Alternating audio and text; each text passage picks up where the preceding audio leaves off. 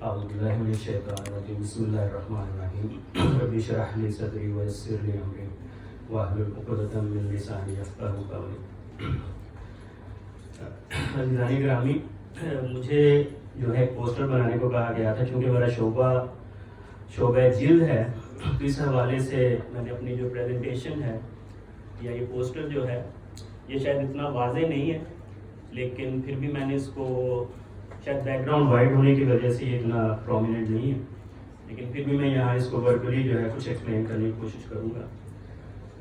لیکن یہ اوپر جو ایک میں نے روڈ میپ یا ایک بیک گراؤنڈ میں قرآن، ایلومینیٹنگ قرآن اینڈ اسلام ایک مکمل ضابطہ حیات کی سلائڈ جو ہے وہ شو کی ہے. ایز وی آل نو کہ اسلام ایک مکمل ضابطہ حیات ہے، شروع سے پڑھ بھی رہے ہیں اور اپنے زندگی میں بھی ہم اس کو امپلیمنٹ کرنے کی کوشش کرتے ہیں، اور اللہ ہمیں توفیق دے کے ہم کرتے رہیں. اسلام چونکہ ایک مکمل ذات حیات ہے تو اس کی کوئی بکش فارم بھی ہونی چاہیے، دیٹ از قرآن.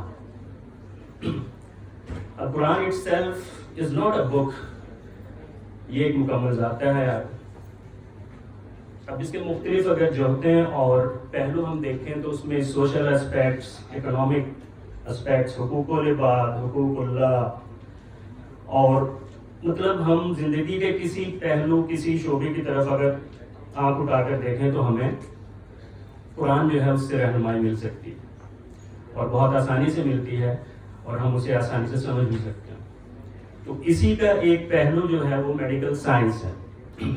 سائنس میں جو ہے بحریات، فلکیات، تو حیوانیات، تو میڈیکل سائنس میں بھی قرآن جو ہے وہ مختلف مواقع پہ ہمیں یہ بتاتا رہا ہے اور بتاتا رہے گا کہ there are more options and more opportunities to reveal something new till the یوم آخرہ انشاءاللہ.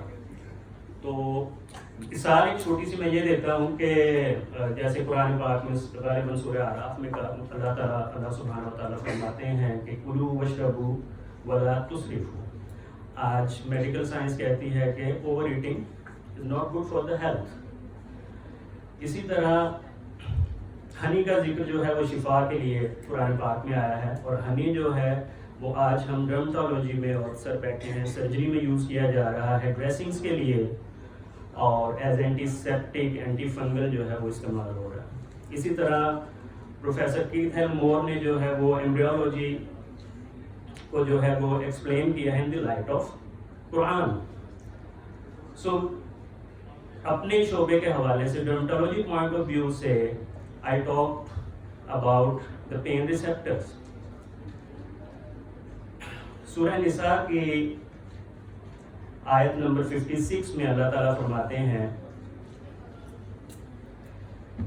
تھوڑا ڈم ہے میرے خیال سے، یہاں اللہ تعالیٰ فرما رہے ہیں کہ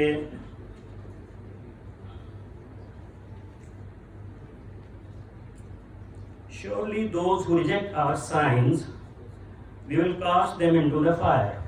Imagine, whenever their skin is burned completely, we will replace it so they will constantly taste the punishment.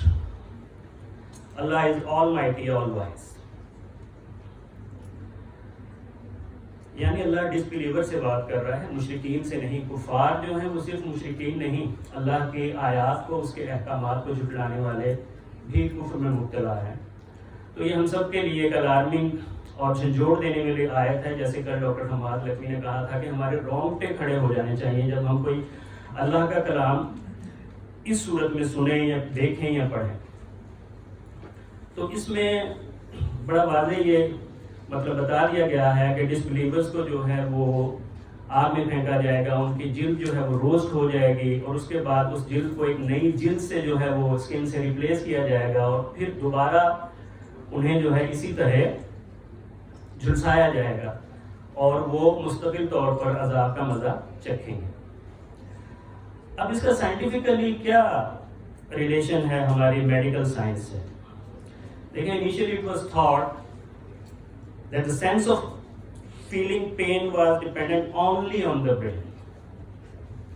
It's absolutely right that brain conceives the pain and other signals from the periphery, but pain के लिए भी होली सोली brain को responsible कहा जाता था.